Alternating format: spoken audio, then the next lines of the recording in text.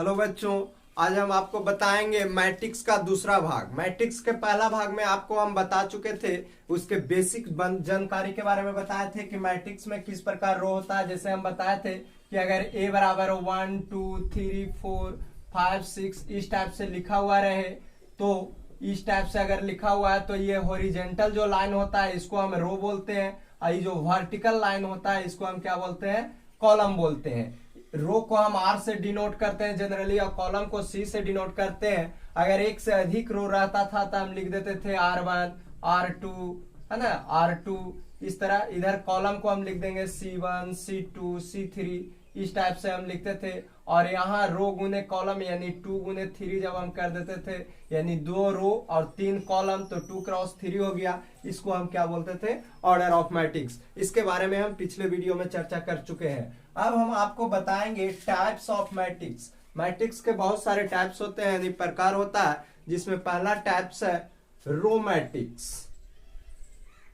रो matrix, row matrix, पंक्ति आव्यूह, पंक्ति आव्यूह। रो मैट्रिक्स क्या कहता है बच्चों?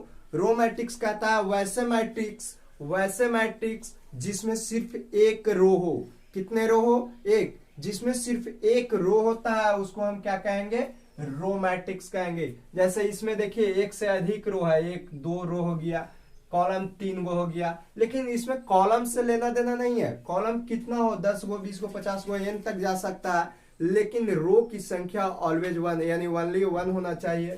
तब हम कहेंगे उसे क्या, रो मैट्रिक्स। जैसे मैट्रिक्स हम बताए थे बच्चों कि A बराबर AI J into M cross N होता है, M क्रॉस N। तो रो की संख्या यानी M, जैसे रो I जो हुआ, I जो है रो इसमें क्या होना चाहिए, 1 होना चाहिए। लेकिन कॉलम की संख्या यानी J जो होगा, कॉलम जो होगा वो 1 से स्टार्ट होकर 1 2 3 4 dot dot dot dot n term तक जाएगा। अगर इस टर्म में अगर लिखा हुआ रहे तो हम कहेंगे कि वो क्या है, रो मैट्रिक्स है। अब देख लीजिए इसका एग्जांपल कैसे हम लिख सकते हैं। जैसे लेट A इक्वल टू रो 1 इस टाइप से रहेगा। A I के जगह 1 लेंगे, 1 ही है सिर्फ, और J के जगह 1 2 हो जाएगा, 1 1 हो जाएगा, फिर 1 2 होगा, 1 3, यानी कॉलम J का वैल्यू बढ़ता जा रहा है, लेकिन I तो सिर्फ 1 था। तो इस टाइप से आगे हम बढ़ते बढ़ते कहां तक पहुंच जाएंगे, 1n तक। तो इस टाइप से जब हम लिख देंगे तो इसमें देखिए रो की संख्या कितने हैं, 1 है। कॉलम बहुत सारे हो सकते हैं, लेकिन रो कितने हैं, 1 है। तो इस टाइप के मैट्रिक्स को हम बोलते हैं रो मैट्रिक्स। जैसे आपको एग्जाम्पल एक अंक में आप लिख लीजिए, लेट A बराबर दिले 2 4 5 6 इस टाइप से, है ना। इस टाइप से अगर दिया हुआ है तो इसे हम क्या बोलेंगे, रो मैट्रिक्स बोलेंगे। इसी प्रकार same to same column matrix होते हैं। दूसरा सेकंड नंबर आपका होता है कॉलम मैट्रिक्स। कॉलम मैट्रिक्स, स्तंभ आव्यूह, स्तंभ आव्यूह, स्तंभ आव्यूह। स्तंभ आव्यूह का डिफिनेशन क्या होता है, वैसे मैट्रिक्स जिसमें सिर्फ एक कॉलम हो। कितने कॉलम हो, एक कॉलम। यानी कॉलम मैट्रिक्स में कॉलम की महत्ता होती है, और रो मैट्रिक्स में सिर्फ रो होता है। कॉलम मैट्रिक्स में सिर्फ एक कॉलम होगा, एक मतलब रो बहुत सारे हो सकते हैं। यानी इसमें रो जो होगा, जैसे मैट्रिक्स हम लिखते हैं A बराबर AI J I into M cross N, तो इसमें रो जो होना चाहिए वो बहुत मन, जैसे रो का वैल्यू रो I का मान जो होना चाहिए 1 2 3 4 dot dot dot M term तक होना चाहिए। रो में किसी प्रकार का कोई कंडीशन नहीं है, सिर्फ कॉलम में कह रहा है कि कॉलम कितने होने चाहिए, 1 कॉलम, यानी कि J इसका वैल्यू क्या होना चाहिए, 1। यानी सिर्फ जिसमें एक कॉलम होता है उसको हम कॉलम मैट्रिक्स कहते हैं। तो कॉलम की संख्या 1 हो गया, और रो की संख्या m तक बढ़ेंगे। तो जब इसको हम मैट्रिक्स के रूप में कन्वर्ट करेंगे तो कुछ इस टाइप से आ जाएंगे। तो लेट A इक्वल टू क्या हो जाएगा, रो बढ़ता जाएगा, लेकिन कॉलम सिर्फ 1 रहेगा। तो ऐसा कैसे होगा, जैसे A1 1, फिर A2 1, यानी रो बढ़ रहा है, कॉलम उतना ही रहेगा। A3 1, A4 1, dot dot dot dot, ऐसे ही हम चल जाएंगे, रो M तक पहुंच जाएंगे और कॉलम हमारा 1 रह जाएगा। इस टाइप के जो मैट्रिक्स होंगे जिसमें सिर्फ एक ही कॉलम है, नहीं, हम क्या डिफिनेशन बताएं कि कॉलम मैट्रिक्स वैसे मैट्रिक्स जिसमें सिर्फ एक कॉलम होते हैं उसे हम कॉलम मैट्रिक्स कहते हैं। जैसे देख लीजिए, जैसे लेट A इक्वल टू, इस टाइप से हम लिख सकते हैं 2 3 4 5, इस टाइप का जो मैट्रिक्स रहेगा, यानी देखिए इसमें मैट्रिक्स सिर्फ एक कॉलम है, सिर्फ एक ही कॉलम है। रो बहुत सारे हो सकते हैं, हम बताएं कि रो M तक जा सकता है, लेकिन कॉलम कहां तक, सिर्फ 1 रहेगा, तो उसे हम कॉलम मैट्रिक्स कहेंगे। और जिसमें रो 1 रहे, जिसमें रो कितना 1 और कॉलम जो है वो आपका n तक जाए, तब उसे हम क्या कहेंगे, रो मैट्रिक्स कहेंगे। तो ये था आपको रो मैट्रिक्स और कॉलम मैट्रिक्स। नेक्स्ट आपका टाइप है स्क्वायर मैट्रिक्स। जैसे आप रो मैट्रिक्स और कॉलम मैट्रिक्स में हम क्या बताएं, रो मैट्रिक्स में बताया कि एक रो होता है और कॉलम बहुत सारे होते हैं। उसी प्रकार कॉलम मैट्रिक्स में 1 कॉलम होते हैं और रो की संख्या बहुत ज्यादा होते हैं, यानी n टर्म तक हम जहां तक इच्छा करेगा जहां तक हम ले सकते हैं। उसी प्रकार स्क्वायर मैट्रिक्स जो होता है, स्क्वायर के मतलब होता है वर्ग, यानी किसी संख्या को वर्ग के रूप में, पावर 2 के रूप में हम लिखेंगे। तो 2 के रूप में जब लिखेंगे, कब लिखेंगे इसको, जब हम फैक्टर रूप में तोड़ेंगे तो 3 क्रॉस 3। इसका मतलब क्या हुआ कि ऑर्डर ऑफ मैट्रिक्स को इसी रूप में हम कन्वर्ट करते थे, जिसमें पहलका को हम रो बोलते थे और दूसरका को क्या बोलते थे, कॉलम। इसको हम क्या बोलते थे, कॉलम। इससे हमें वर्ग के रूप में किसी का भी वर्ग करेंगे, जैसे 2 के पावर 2 किए तो 2 क्रॉस 2, इस टाइप से हो जाता है। इससे हमें स्पष्ट हो रहा है कि वर्ग जो मैट्रिक्स रहेगा, यानी स्क्वायर मैट्रिक्स जो रहेगा, जिसमें रो और कॉलम की संख्या देख रहे हैं समान है, यहां भी समान है। एक मतलब स्क्वायर मैट्रिक्स का जो डिफिनेशन निकलेगा, क्या निकलेगा, वैसे मैट्रिक्स जिसकी रो और कॉलम दोनों समान हो। रो और कॉलम दोनों समान होता है, यानी हम लिख सकते हैं row equal to column, row equal to column, यानी number of row equal to number of column. Row की संख्या कॉलम की संख्या के अगर बराबर हो तो उसे हम क्या कहेंगे, स्क्वायर मैट्रिक्स कहेंगे। जैसे मैट्रिक्स में हम देखे थे कि A बराबर AIJ M क्रॉस N के रूप में होता था। अगर हम I के मान, रो अगर 3 गो ले लें, रो का वैल्यू जैसे I है, I रो का वैल्यू 1 2 3 तक लें, तो कॉलम भी हम के गो लेंगे, 3 ही लेंगे कॉलम, यानी J का वैल्यू भी कितना लेंगे, 1 2 3। यानी स्क्वायर मैट्रिक्स में कहता है कि जितने हम रो लेंगे उतने ही कॉलम लेंगे। अब इससे जब हम मैट्रिक्स रूप में कन्वर्ट करेंगे, जब मैट्रिक्स के रूप में हम लिखेंगे तो लिख सकते हैं A इक्वल टू I के जगह 1 रखेंगे तो A 1 हो जाएगा, और J के जगह 1 यहां तक बढ़ेंगे, J को 3 तक बढ़ाएंगे, फिर I 1 और J का मान 2, फिर I 1 और J का मान 3। पहलका का तीनों के साथ क्रिया करें। आप दूसर का रो लेंगे और फिर तीनों कॉलम, तो A21 A22 A23 हो जाएगा।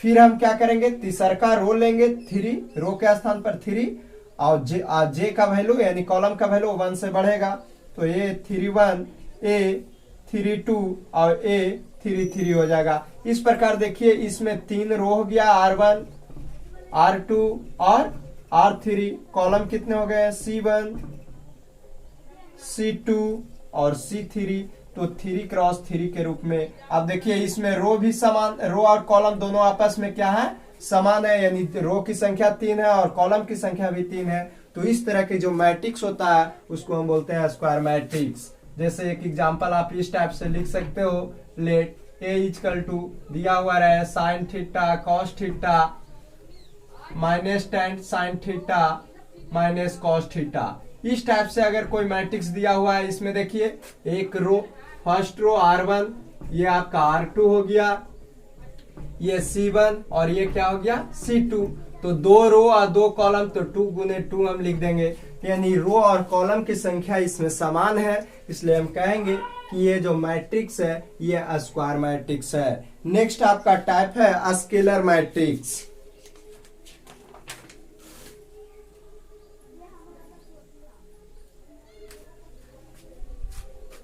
स्केलर मैट्रिक्स, या सबसे पहले आप उससे पहले देख लीजिए डायगोनल मैट्रिक्स।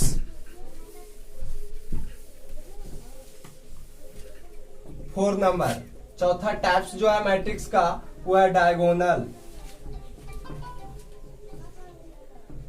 डायगोनल मैट्रिक्स, विकर्ण आव्यूह, विकर्ण आव्यूह, विकर्ण आव्यूह। विकर्ण आव्यूह क्या होता है बच्चों? डायगोनल, जैसे आप पढ़े होंगे आयत, आयत इस टाइप से रहता था, तो इसे हम जो मिलाते हैं, एक सम्मुख जो कोण होता है, सम्मुख कोण को मिलाने वाली जो रेखाएं होती है, इसी को हम डायगोनल बोलते हैं। तो उसी प्रकार इसमें भी मैट्रिक्स भी रेक्टेंगुलर होता है, आयताकार होता है। तो आयताकार होता है तो विकर्ण जो होगा, यानी विकर्ण का जो डिफिनेशन होगा वो क्या होगा? वैसे स्क्वायर मैट्रिक्स, ये तो कंफर्म आप मान लीजिए कि डायगोनल मैट्रिक्स जब भी रहेगा तो कैसा मैट्रिक्स रहेगा? स्क्वायर मैट्रिक्स फॉर्म में रहेगा, स्क्वायर मैट्रिक्स के रूप में रहेगा। यानी हम कह सकते हैं n क्रॉस n के रूप में, यानी ऑर्डर जो होगा उस सेम होगा, यानी रो और कॉलम क्या होंगे? बराबर होगा। अगर रो और कॉलम समान रहेगा तब हम स्क्वायर मैट्रिक्स उसे कहते हैं, अभी हम जस्ट बताएं। तो डायगोनल मैट्रिक्स कहता है वैसे स्क्वायर मैट्रिक्स जिसमें डायगोनल मुख्य विकर्ण को छोड़कर सभी एलिमेंट शून्य हो। जैसे देख लीजिए बच्चों, लेट ए बराबर इस टाइप से दिया हुआ रहे, ए 1 1 0 0 0, ए 2 2 0 0 0 और ए 3 3। देखिए इसी को हम बोलते हैं विकर्ण। ऐसे तो ये कैसे भी होता है, लेकिन यहाँ मैट्रिक्स में इस टाइप से नहीं होता, सिर्फ इसी को, इसको क्या माना गया है? विकर्ण माना जाता है। इसी को हम बोलते हैं डायगोनल मैट्रिक्स। यानी वैसे मैट्रिक्स जिसमें विकर्ण को छोड़कर बाकी एलिमेंट देख रहे हैं, सभी एलिमेंट क्या है? 0 है। तब इस तरह की मैट्रिक्स जो होता है उसे हम क्या बोलेंगे? डायगोनल मैट्रिक्स बोलेंगे। जैसे देख लीजिए एग्जांपल में, जैसे ए बराबर दिया हुआ है 2 3 4 5 सॉरी -2 0 0 5, इस टाइप का मैट्रिक्स देख लीजिए, ये डायगोनल हो गया। डायगोनल के छोड़ के बाकी एलिमेंट क्या है? 0 है। ये 2 गुने 2 क्रॉस का है ऑर्डर का। तो इस टाइप के जो मैट्रिक्स होंगे, यानी मुख्य विकर्ण को छोड़कर जिस सभी एलिमेंट अगर 0 हो जाए तो उसे हम क्या कहेंगे? डायगोनल मैट्रिक्स कहेंगे। नेक्स्ट है scalar matrix. 5 number, scalar, scalar matrix. Scalar matrix अदिश आव्यूह, अदिश आव्यूह। अदिश आव्यूह क्या होता है बच्चों?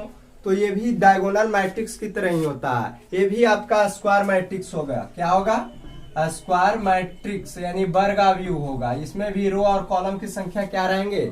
समान रहेंगे। लेकिन स्केलर मैट्रिक्स कहता है वैसे स्क्वायर मैट्रिक्स, वैसे स्क्वायर मैट्रिक्स जिसके मुख्य विकर्ण के सभी एलिमेंट समान हो और बाकी अवयव या एलिमेंट 0 हो। यानी डायगोनल मैट्रिक्स की तरह ही होता है, सिर्फ फर्क क्या होता है? यहाँ डायगोनल मैट्रिक्स में 2 0 0 5 इस टाइप से हम लिख सकते हैं, यानी ये डिफरेंट हो सकता है। लेकिन स्केलर मैट्रिक्स जो होता है, स्केलर मैट्रिक्स में ये समान रहेगा।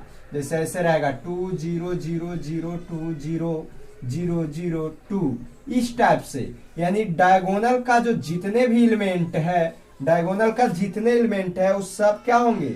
बराबर होगा। सब क्या होगा? बराबर। और इसके अतिरिक्त जितने भी एलिमेंट रहेंगे उस सब क्या हो जाएंगे?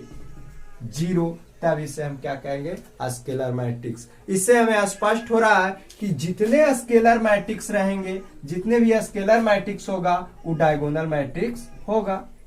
डायगोनल मैट्रिक्स होगा, क्योंकि स्केलर जो होता है वो डायगोनल मैट्रिक्स हो सकता है। लेकिन डायगोनल मैट्रिक्स जो होगा वो स्केलर मैट्रिक्स हो भी सकता है या न भी हो सकता है, लेकिन स्केलर मैट्रिक्स जो रहेगा वो कंफर्म डायगोनल मैट्रिक्स होगा। अब नेक्स्ट आप देख लीजिए जीरो मैट्रिक्स। जीरो मैट्रिक्स क्या होता है? जीरो मैट्रिक्स या इसी को हम नल मैट्रिक्स भी बोलते हैं। क्या बोलते हैं? Null matrix. शून्य आव्यूह, 6 नंबर, शून्य आव्यूह। शून्य आव्यूह कहता है बच्चों वैसे मैट्रिक्स जिसका सभी अवयव क्या हो? वैसे मैट्रिक्स जिसके सभी अवयव 0 होता है उसे हम क्या कहेंगे? शून्य आव्यूह कहेंगे। जैसे लेट ए बराबर हम 0 0 के रूप में लिख सकते हैं, 0 0 0। ये आपका क्या है? मैट्रिक्स है, जीरो मैट्रिक्स है। इस टाइप में भी हो सकता है 0 0, इस टाइप से भी हो सकता है। तो इस टाइप के यानी जिसमें वैसे मैट्रिक्स जिसमें सब अवयव 0 रहता है उसे हम क्या कहेंगे? जीरो मैट्रिक्स या नल मैट्रिक्स के नाम से हम जानते हैं। नेक्स्ट है 7। 7 आपका है identity matrix. Identity matrix. Identity matrix क्या होता है? आइडेंटिटी मैट्रिक्स कहता है कि वैसे स्क्वायर मैट्रिक्स, ये भी एक स्क्वायर मैट्रिक्स के रूप में होगा। स्क्वायर मैट्रिक्स, स्क्वायर मैट्रिक्स के मतलब वर्ग आव्यूह। इसमें भी रो और कॉलम की संख्या क्या रहेंगे? समान रहेंगे। रो और कॉलम की संख्या क्या रहेगा? समान रहेगा। इसको हम जनरली डिनोट करते हैं आई से। आइडेंटिटी मैट्रिक्स को हम किससे डिनोट करते हैं? आई से। आइडेंटिटी के मतलब होता है इसका वैल्यू कभी बदलता नहीं है, इसका वैल्यू फिक्स होता है। कहीं भी आप जाइए इसका वैल्यू क्या रहेंगे? फिक्स रहेगा, ये कभी बदलता नहीं है। वेरीफाई वैल्यू होता है। जैसे आइडेंटिटी वैल्यू क्या होता है? वैसे स्क्वायर मैट्रिक्स जिसके मुख्य विकर्ण का सभी अवयव 1 हो। कितने हो? 1। वैसे स्क्वायर मैट्रिक्स जिसके मुख्य विकर्ण का सभी अवयव 1 होता है तथा शेष एलिमेंट, बाकी जो एलिमेंट होता है वो 0 हो, तो उसे हम क्या कहेंगे? Identity matrix. जैसे इस टाइप से हम लिख सकते हैं ए बराबर 1 0 0 1। देखिए ये है 1 1 है मुख्य विकर्ण, बाकी 0 है। ये आपको, इसको हम I2 के रूप में भी कह सकते हैं। ए बराबर ऐसे भी लिख सकते हैं 1 0 0 0 1 0 0 0 1। तो ये देखिए ये भी आइडेंटिटी मैट्रिक्स है, लेकिन ये 3 गुने 3 ऑर्डर का है, ये 2 गुने 2 ऑर्डर का है। इसको हम I3 के नाम से भी जानते हैं, है ना। I3 के मतलब 3 ऑर्डर का आइडेंटिटी मैट्रिक्स, I2 का मतलब 2 ऑर्डर का आइडेंटिटी मैट्रिक्स। ये वैल्यू फिक्स होता है। अब देखिए आइडेंटिटी मैट्रिक्स जो होगा वो स्केलर मैट्रिक्स होगा, क्योंकि स्केलर मैट्रिक्स का भी डिफिनेशन था कि सभी एलिमेंट समान होना चाहिए। लेकिन स्केलर मैट्रिक्स में नंबर जो था यानी संख्या का लिमिटेशन नहीं था, लेकिन आइडेंटिटी मैट्रिक्स में यह कंफर्म है कि वो 1 ही होगा। स्केलर मैट्रिक्स में वो 1 के स्थान पर 2 3 4 कुछ भी आप ले सकते हो, लेकिन सिर्फ समान लेना है। डायगोनल मैट्रिक्स में क्या होता है? उसमें भी डायगोनल मैट्रिक्स को छोड़कर बाकी सब 0 होना चाहिए, लेकिन उसमें डिफरेंट भी ले सकते हैं। डायगोनल में डिफरेंट अंक लिख सकते हैं। स्केलर मैट्रिक्स में और आइडेंटिटी मैट्रिक्स में दोनों में समान होता है, लेकिन आइडेंटिटी मैट्रिक्स में सिर्फ 1 होते हैं और स्केलर मैट्रिक्स में 1 के स्थान पर 2 भी हो सकता है, 2 2 भी हो सकता है, 3 3 भी हो सकता है। ये फर्क है किसमें? आइडेंटिटी मैट्रिक्स, स्केलर मैट्रिक्स और डायगोनल मैट्रिक्स में। नेक्स्ट है आपका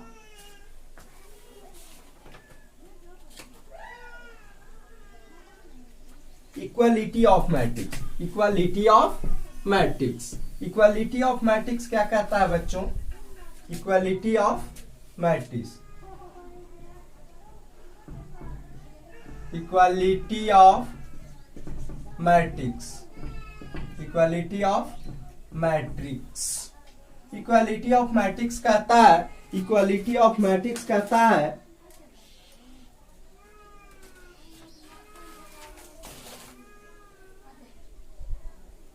इक्वालिटी ऑफ मैट्रिक्स अवयवों की समानता, अवयवों की समानता, समानता क्या होता है? वैसे मैट्रिक्स जिसमें क्या हो? ऑर्डर समान हो, दोनों का ऑर्डर। इसमें 2 मैट्रिक्स इक्वल जब भी किया जाएगा तो 2 मैट्रिक्स के बीच में 2 या 3 मैट्रिक्स रह सकता है, 4 मैट्रिक्स रह सकता है। यानी इक्वल करने के लिए कम से कम 2 मैट्रिक्स होना जरूरी है, तब ना दोनों में कंपेयरिंग करेंगे। अवयवों की समानता तो ए और बी दोनों में कंपेयरिंग कब कर सकते हैं, यानी इसकी डिफिनेशन क्या होगा। वैसे मैट्रिक्स स्क्वायर मैट्रिक्स नहीं, कोई भी मैट्रिक्स इसमें चलेगा। वैसे मैट्रिक्स जिसमें ऑर्डर की संख्या समान हो, यानी जितना ऑर्डर इसका है, जैसे m क्रॉस n इसका ऑर्डर है, तो इसका भी m क्रॉस क्या होना चाहिए, n होना चाहिए। और सभी अवयव भी उसमें क्या रहना चाहिए, समान रहना चाहिए। यानी अवयव की संख्या भी बराबर, ऑर्डर ऑफ मैट्रिक्स समान हो, और उसके बाद उसमें प्रत्येक अवयव भी क्या हो, बराबर हो। जैसे इस टाइप से अगर कोई मैट्रिक्स दे दे, जैसे ये बराबर दिया हुआ है 2 3 0 5, तो बी में भी आपका रहेगा 2 3 0 5। तो देखिए इसमें 2 गुने 2 ऑर्डर, ये भी 2 गुने 2 ऑर्डर, यानी ऑर्डर दोनों में बराबर है।